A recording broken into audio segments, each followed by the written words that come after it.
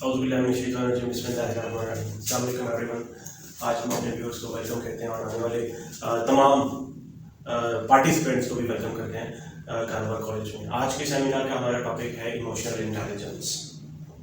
आप अपने एहसास को, अपने इमोशंस को किस तरह से कंट्रोल कर सकते हैं, उनको रेगुलेट कर सकते हैं और उनको अपने बेटरमेंट के लिए, सक्सेस के लिए इस्तेमाल कर सकते हैं। तो सबसे पहले हम बात कर लेते हैं कि इमोशंस होते क्या हैं। उनको हमने एनालाइज करना है, इवैल्यूएट करना है, समझना है कि what actually the emotions are. Emotions are powerful forces basically that can influence our thoughts and actions.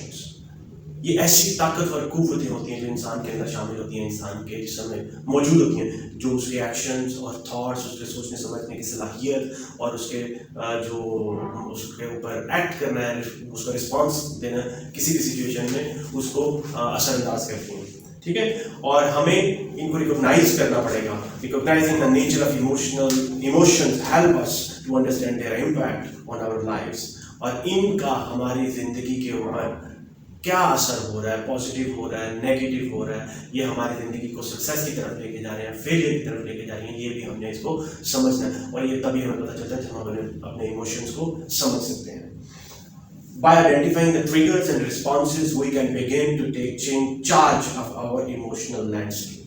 और जब हम उन वजूहात को अंडरस्टैंड करना शुरू कर देते हैं और उसके रिस्पॉन्स को, उसके इम्पैक्ट को जो अंडरस्टैंड करना शुरू कर देते हैं, तो फिर हम उसको समझ सकते हैं आसान तरीके से कि इसका हमारी ज़िंदगी के ऊपर किस तरह से असर हो रहा है और हम उसको अच्छी तरह से किस तरह से कंट्रोल कर सकते हैं। तो इमोशंस को अंडरस्टैंड करने के बाद हम अब इसके ऊपर ये चीज़ का हमें आता है कि हमें उसको हम इस अपने इमोशंस को रेगुलेट करने की अहमियत के ऊपर बात कर लेते हैं। Emotional regulation is the ability to manage and respond to emotional experiences in a healthy way. What actually the emotional regulation is, ये बिल्कुल इसी तरह से जिस तरह से आप अपने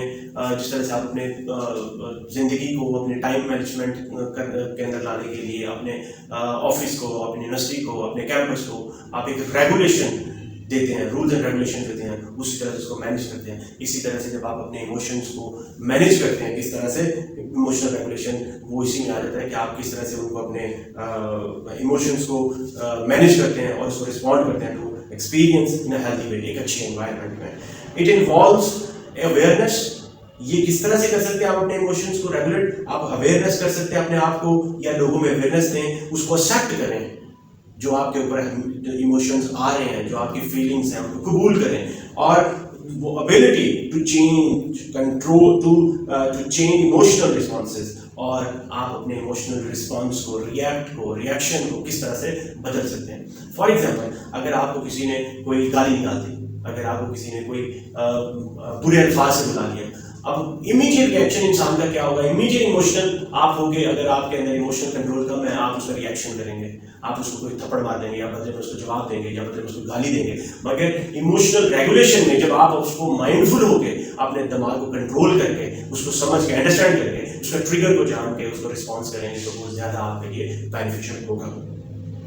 और इसी चीज़ को हमें ये देखना है कि जब आप अपने इमोशंस को कंट्रोल करना, उनको रेगुलेट करना समझ जाते हैं, तो फिर you can lead to better decision making and improved relationships. और आप एक अच्छा डिसीजन ले सकते हैं, एक अच्छे डिसीजन मेकर बन जाते हैं, और आप एक इम्प्रूव्ड रिलेशनशिप में चले जाते हैं। आपका फैमिली रिलेशनशिप हो, आपका पेरेंटल रिलेशनशिप हो, आपका टीम वर्क वाला रिलेशनशिप हो, आपका यूनिवर्सिटी का क्लास वालों का रिलेशनशिप हो, आपका क्लोज जो कोलीग्स का रिलेशनशिप हो, वो वाली चीज़ें आपको एक अच्छे डिसीजन की वजह से रिलेशन खराब होने से बचा लेती हैं। और अब हम बात कर लेते हैं कौन सी ऐसी टेक्निक्स हैं जिनकी वजह से आप अपने इस ताल्लुकात को खराब होने से बचा सकते हैं, आप अपने इमोशंस को कंट्रोल कर सकते हैं, उनको चैनलाइज कर सकते हैं, रेगुलेट कर सकते हैं। कैसी टेक्निक्स हैं जिनकी वजह से आप उसको कर सकते हैं, या अपने जहन को, अपने फीलिंग्स को कंट्रोल कर सकते हैं। उसमें सबसे पहले बात ये आ रही है कि to gain the control over your emotions, employ techniques such as mindfulness.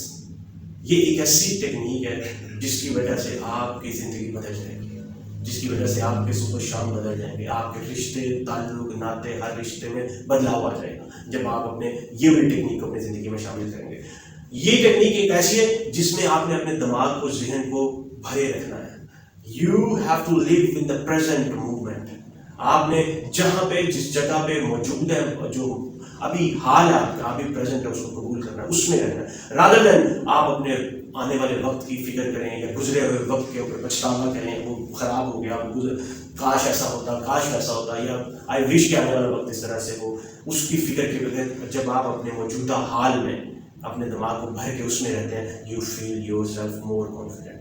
जहाँ है उसको कबूल करें और अपने दिमाग को वहाँ पे प्रेजेंट करें, ठीक है, रादर देन अपने इधर उधर की परेशानियों को साथ लेके चले कि ऐसा ना होता या ऐसा ना हो, इस तरह से करके कुछ भी। और दूसरी उसमें सबसे ज़्यादा अहम टेक्निक है वो मैं आपको बताने जा रहा हूँ अभी आगे, वो है डीप ब्रीथिंग। जब भी आपके इमोशंस आपको किसी की बात बुरी लग जाए, किसी कोलीग की बात बुरी लग जाए, किसी टीम में से बंदे की बात बुरी लग जाए, स्कूल में, यूनिवर्सिटी में, आपकी फैमिली में आपको बात बुरी लग जाए, उसका रिएक्शन कभी नहीं देना। आपने उसको बड़े ध्यान से, गौर से समझना है। पहली तो बात ये कि माइंडफुलनेस, आपने उसको ऑब्जर्व करना है, उसके मुताबिक उसको रिस्पॉन्स करना है। दूसरी बात ये, अगर आपका ब्लड प्रेशर, अगर आपका रिस्पॉन्स रिएक्शन उसमें ज़्यादा तेज है या आपके इमोशंस आउट ऑफ कंट्रोल होना चाह रहे हैं, आप वहाँ पे बैठ जाए, आप डीप ब्रीथिंग अपनी करें, अपने जहन के अंदर अपने लंग्स में ऑक्सीजन का रेट ज़्यादा इंक्रीज करें। इससे आपको कॉमनेस महसूस होगी, सुकून महसूस होगा, आपका ब्लड प्रेशर डाउन होगा, यू विल फील रिलैक्स, और आपका फोकस आपके अपने ऊपर की तरफ, फोकस आपका अपने ऊपर ज़्यादा से होगा, वहाँ से इधर उधर सराउंडिंग से, किसी की बातों से हट के आपकी इमोशनल कंट्रोल आपके अंदर ज़्यादा आएगा।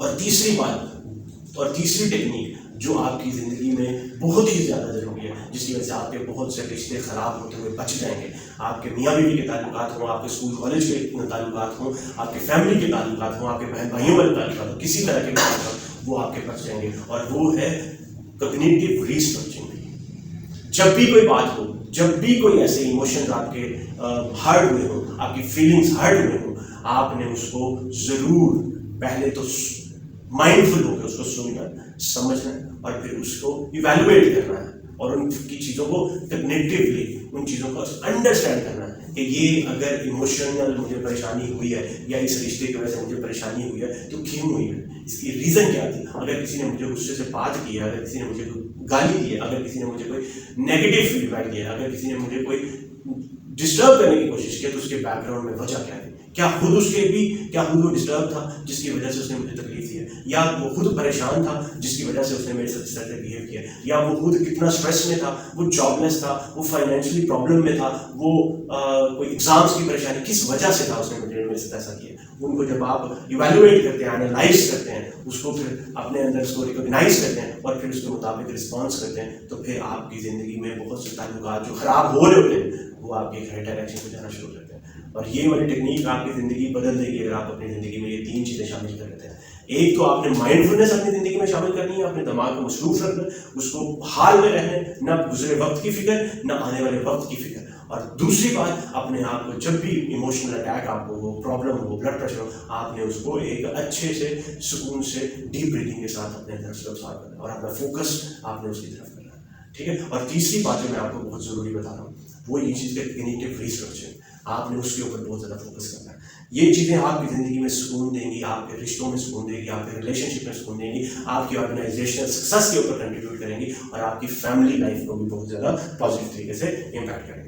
So these methods can help in calming the mind and allowing for more rational responses, ultimately leading to greater emotional stability.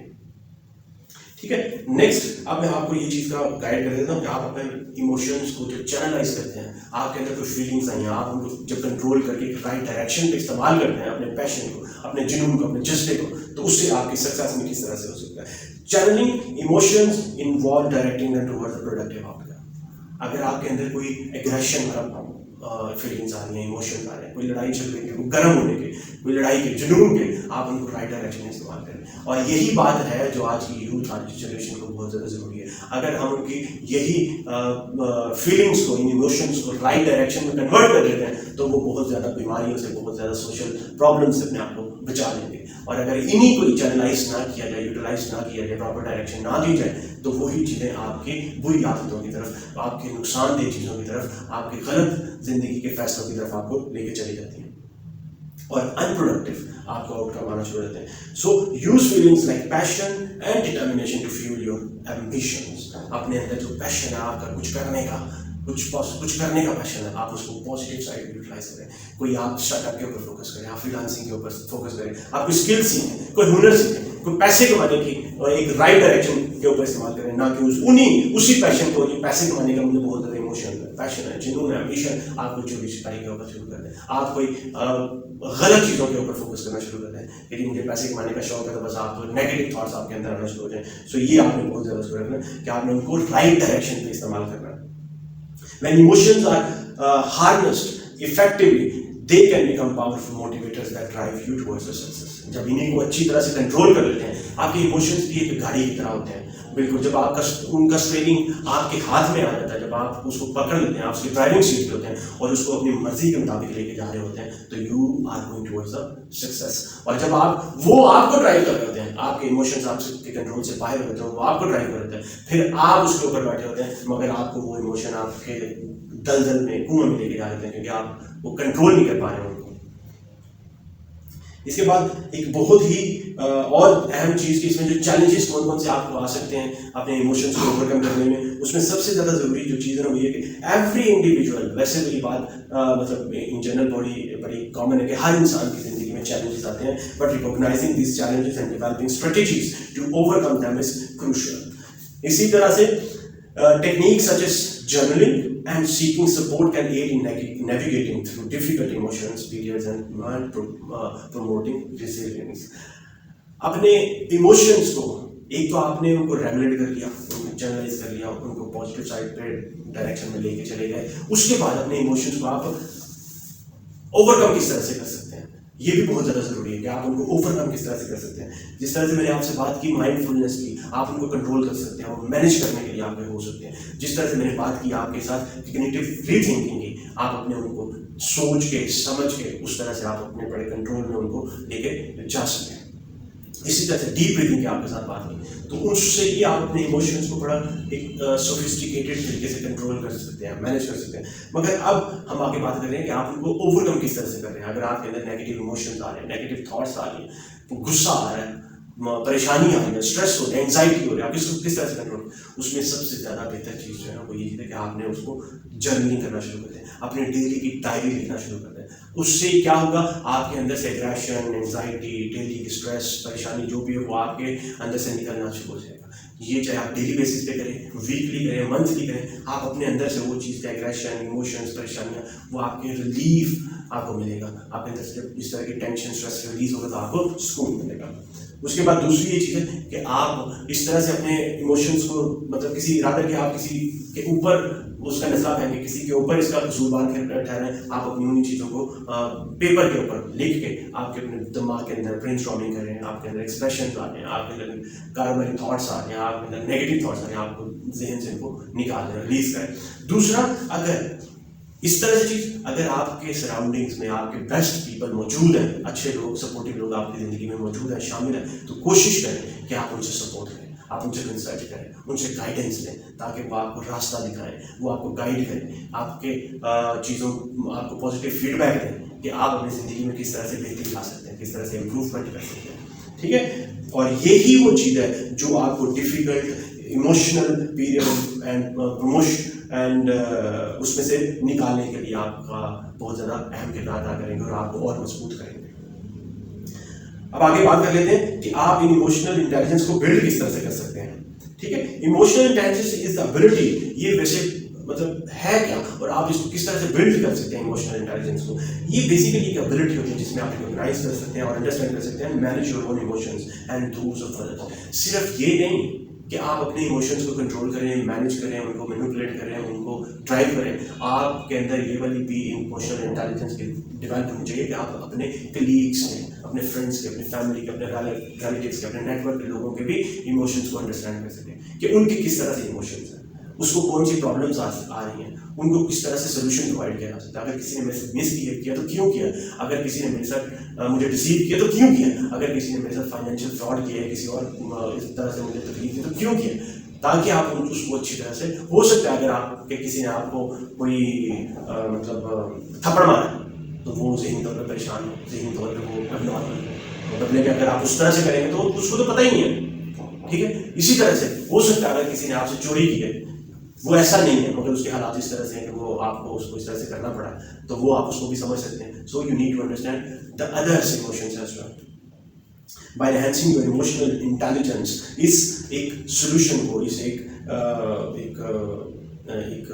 emotional intelligence को करते हुए you can improve your relationships, communicate skills, communication skills and overall success in both personal and professional world. तो ये चीज़ें बहुत ज़्यादा ज़रूरी हैं कि आपने अपनी इमोशनल इंटेलिजेंस अपने आप को भी समझना और अपने कलीग्स को भी, अपने फैमिली में दूसरे लोगों को भी समझना. और इसी के साथ आज का हमारा जो सेमिनार, आज का हमारा जो इवेंट है, उसको कंक्लूड करते हैं इसी बात के ऊपर कि योर इमोशंस आर, इसको इसी बात पर खत्म करते हैं कि इमोशनल मैनेजमेंट, इमोशनल इंटेलिजेंस और इसको लर्न करना, इम्प्रूव करना, ये कंटिन्यूस प्रोसेस है. ये ओवर द डे या ओवर द नाइट ये चीज़ें इस तरह से ज़िंदगी में शामिल नहीं होगी जब तक हमने इनको अपनी ज़िंदगी में डेली बेसिस पे इम्प्रूव नहीं करना, प्रैक्टिस नहीं करना. इसलिए हमें इनको डेली बेसिस पे अपनी ज़िंदगी में शामिल करना पड़ेगा. डेली बेसिस पे हमें इसको प्रैक्टिस करना पड़ेगा. हमें अपने जहन को, अपने आप को उसमें ट्रेन करना पड़ेगा कि मुझे चीज़ों को अंडरस्टैंड करना. सो बाय प्रैक्टिसिंग रेगुलेशन और control and channelling, you can transform your emotional experience in powerful tools for success. और इसी जर्नी को जब आप इस पर लेते हैं, you can unlock the potential that lies with in you. ठीक है ना. अब इन्हीं चीज़ों को जब आप समझ सकते हैं, जब अपनी ज़िंदगी में आप शामिल कर लेते हैं, इन्हीं चीज़ों को आप अपने इमोशंस को कंट्रोल करते हैं, उनको चैनलाइज कर लेते हैं, उसको रेगुलेट कर लेते हैं, आप चीज़ों को महसूस करना शुरू करते हैं, आप प्रॉब्लम्स को समझना शुरू कर देते हैं अपनी और अपने जानने वालों की, तो वो वक्त होता है जब आप एक कामयाबी की तरफ अपने सफ़र को शुरू कर देते हैं. So it's a journey. In short, at the end, emotional intelligence, managing the emotion is a long journey. It's a continuous journey, जिसके ऊपर आप जाते रहते हैं और आप आहिस्ता आहिस्ता से लर्न करते रहते हैं. ठीक है. और आज ये बात का, आज के इस इवेंट से आप ये समझ रहे हैं सब में कि जो चीज़ें आपने सीखी हैं उनको अपनी ज़िंदगी में शामिल करना और अपनी ज़िंदगी में बदलाव लाना है, ताकि आप कामयाबी से हमकिनार हो. आप कामयाब होंगे तो आपके आने वाली जनरेशन कामयाब होंगी.